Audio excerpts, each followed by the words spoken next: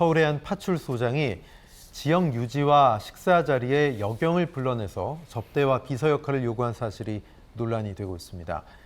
교수님, 이 여성 경찰관에게 어떤 일이 있었던 겁니까? 네, 지난 4월에 이제 서울 성동경찰서 관내에 있는 파출소장 경감인데요. 이 사람이 자기 이제 부하 직원인 그 여성 경찰 경위를 사적으로 호출을 해서 이제 소위 그 지역 유지에게 접대를 하는 자리에 참석시킨 것으로 이제 논란이 되고 있는데요.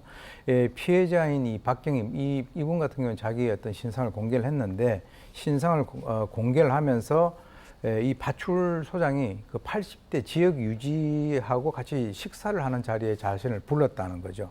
그래서 자기를 뭐 이렇게 비서라고 이렇게 소개를 한다든지 이렇게 부당한 요구를 했다는데 이 박경희의 주장에 의하게 된다면 이 80대 남성을 회장님이라고 부르고 이 80대 남성이 그 지역에 굉장히 큰 건물도 가지고 있고 뭐 어떤 기부도 많이 하는 사람이다 이렇게 설명을 하면서 이 박경희에게 같이 식사를 한 게 아니라 과일을 깎아라. 그리고 이 사람과 같이 사진을 찍어라 이렇게 요구를 했다는 거죠.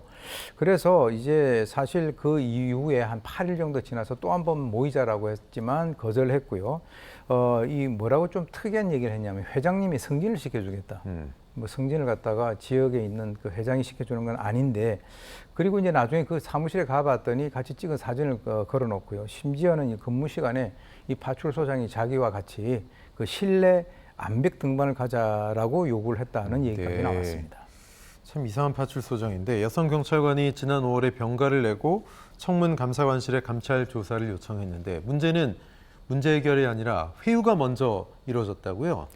글쎄 그것이 이제 좀 상당히 의아한 그런 부분인데요. 감찰을 신청을 했는데 나중에 이제 감찰 결과가 나왔습니다. 그래서 근무 시간에 사적 자리에 부른 것은 부적절하나 이것이 갑질이거나 강요로 보기 어렵다라고 하는 그런 결론을 냈고요. 오히려 이제 이 두 사람이 가해자 피해자가 되면 빨리 분리를 해야 되는데 실제로 이제 이 박경희가 병가를 냈다라고 하는 이유로 한 2달 정도 이게 분리를 안 했고요.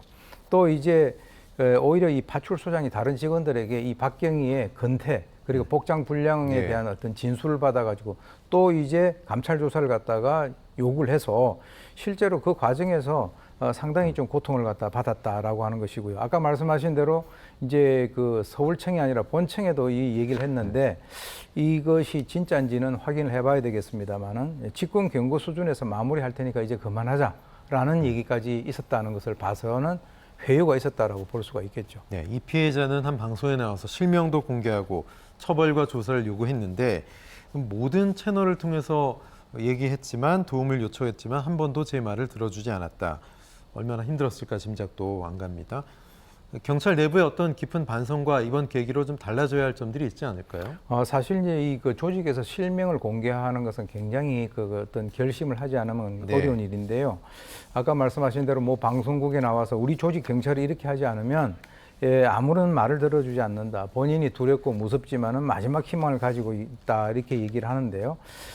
아마 초등학교 3학년짜리 아이가 있는 모양이에요. 그 아이 앞에서도 엄마 죽고 싶다. 이런 얘기까지 했다라고 하는데 만약 이 박경희 말이 맞다라고 하면 이 큰일이죠. 그래서 경찰은 이번 사태를 하나의 어떤 위기를 호기로 삼아서 조직 분위기를 쇄신하는 그런 계기가 되었으면 하는 바람입니다. 네, 말씀 여기까지 듣겠습니다. 우윤성 교수님 고맙습니다.